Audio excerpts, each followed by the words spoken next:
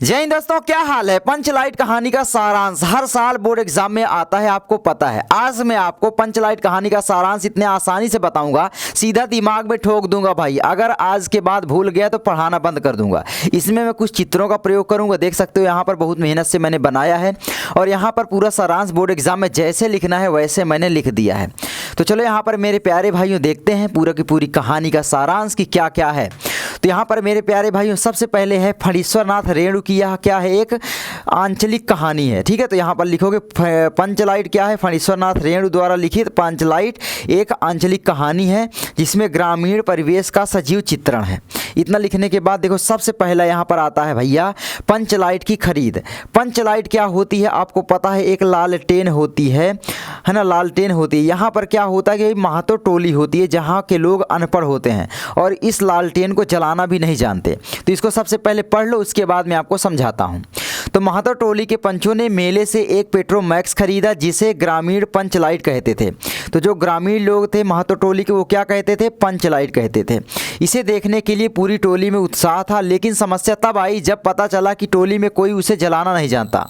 तो लोग गांव के इतने अनपढ़ थे कि भाई वो पंचलाइट यानी लालटेन तक जलाना नहीं जानते थे, आप समझ सकते हैं। लेकिन वहीं पर फिर आता है गोधन। गोधन क्या है भाई, ये भी महतो टोली का ही एक सदस्य होता है, अनपढ़ नहीं होता, ये थोड़ा सा जानकार होता है।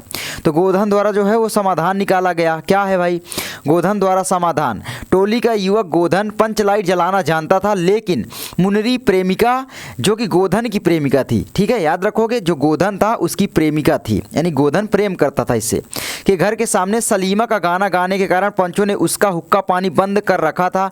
टोली की इज्जत बचाने के लिए पंचों ने गोधन को वापस बुलाया। मेरे भाइयों आपका 80 शब्दों में लिखना होता है, 80 शब्दों में ही मैंने बताया है। अच्छा, गोधन क्या है आप लोग याद रखना, मुनरी का प्रेमी है। यानी देखो कोई भी आप अपने से सोचो, अपने से किसी से प्रेम करे हो कभी या करते हो, कोई किया है? तो भाई मान लो आप हो गोधन और आपकी जो प्रेमिका हैं वो है मुनरी, और मुनरी की माँ कौन होगी, यानी आपकी सासू माँ कौन हो जाएगी भाई, गुलरी काकी उसका नाम दिया गया। क्या बोला गया भाई, गुलरी काकी। ठीक है, तो गुलरी आप याद रखना। तो ये हो गया। तो यहाँ पर इतना आप अगर याद किए तो अभी मैं कहानी याद करवाने की पूरी गारंटी बताता हूँ। ठीक है, तीसरा आपका निष्कर्ष इसमें से क्या निकलता है। गोधन ने अपनी चतुराई से घर यानी नारियल के तेल की मदद से पंचलाइट जला दी। टोली की प्रतिष्ठा बच गई और खुश होकर सरदार ने गोधन के सारे गुनाह माफ़ कर दिए। तो एक यहाँ पर होता है सरदार जो कि गोधन को सजा दिया था और उसका हुक्का पानी बंद कर दिया था, क्योंकि भाई जो गोधन था वो मुनरी से प्रेम करता है। और आप जानते हैं जहाँ पर अनपढ़ लोग थोड़ा ग्रामीण जगह में प्रेम चीज़ों को स्वीकार नहीं करते हैं ना, प्रेम से भरी चीज़ों को। जैसे मान लो जो गोधन था मुनरी से प्रेम करता था और वो सलीमा यानी सिनेमा के गाना गाता था, बढ़िया फिल्मी अंदाज में निकलता था।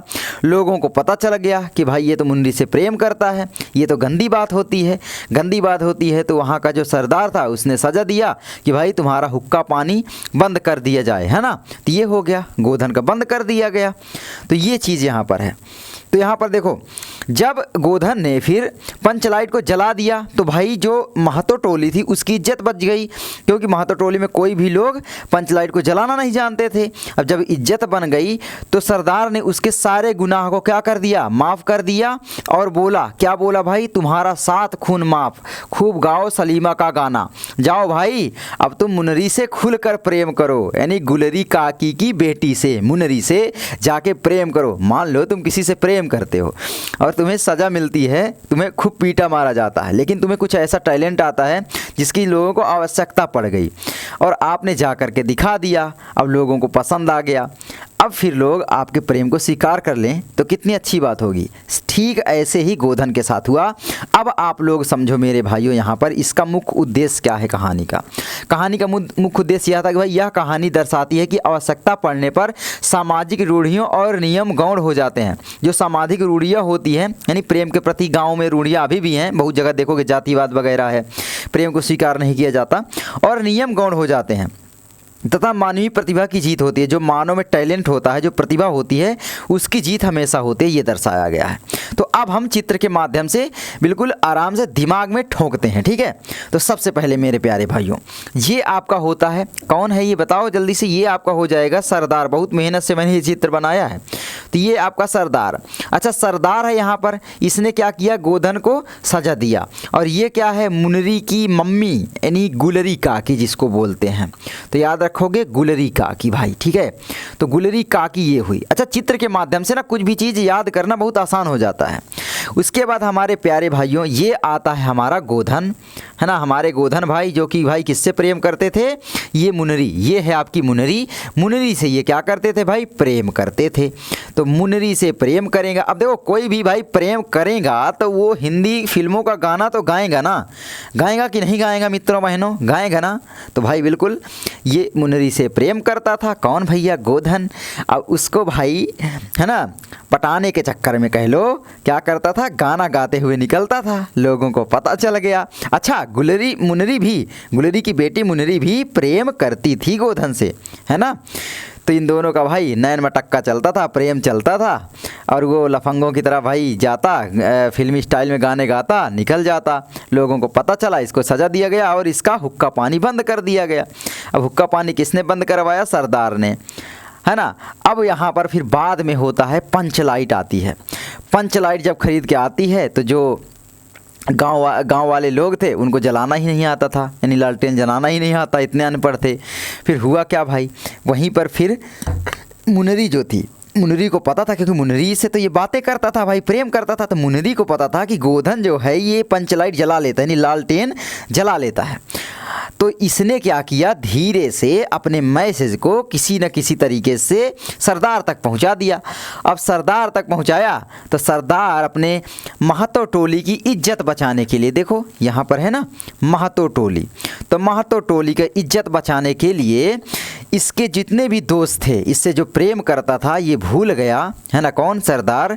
और इसको आज्ञा दिया कि भाई आओ गोधन, तुम आकर के पंच लाइट जलाओ और गांव की इज्जत बचा लो अपने महतो टोली की, है ना। तो महतो टोली की अब इज्जत बचाने के लिए जो है ये अपना अपमान भूल गया गोधन, और जा करके लालटेन जला दिया। किससे भाई, केवल और केवल गरी के तेल से, गरी मतलब समझ रहे हो, नारियल के तेल से, और अपनी समझ से, ठीक है, इसी में से केवल पंच लाइट जला दिया। सोचो। तो ये आपकी कहानी इस तरीके से हो जाती है। आपको बोर्ड एग्जाम में मेरे प्यारे भाइयों इतना ही लिखना है जितना मैंने बताया है, आपके पूरे नंबर मिलेंगे 5 अंक, कोई दिक्कत नहीं है। और यहाँ पर ये आपको थोड़ा सा इमेजिनेशन कर लेना जिससे आप कभी जीवन में भूलोगे नहीं। ये भाई इससे प्रेम करता है, ये इनकी बेटी हैं, और ये भाई यहाँ गाँव का सरदार हैं। और जो गाँव के ग्रामीण थे, है ना, वो लोग क्या थे, अनपढ़ थे। बस इतना तैयार रखोगे, अनपढ़ थे तो वो पंच लाइट जलाना नहीं जानते थे। थोड़ा सा समझदार था तो वो था गोधन, और वही गोधन भाई इसके प्रेम में विरक्त था भाई, प्रेम करता था। तो इस तरीके से ये कहानी आपकी समाप्त होती है। आई होप आप लोगों को पसंद आया होगा, थोड़ा कहानी वे मैंने समझाया है जिससे आप लोगों को कभी जीवन में ना भूले। अब आप बताओ, भूल करके दिखाओ मुझे, देखूं आप कितना भूलते हो। तो नहीं भूलोगे ना, नहीं भूलोगे। मैं मिलता हूँ आपसे अगली वीडियो में। कैसी लगी वीडियो कमेंट करके ज़रूर बताना। जय हिंद, जय Bharat, Vande Mataram, all the very best.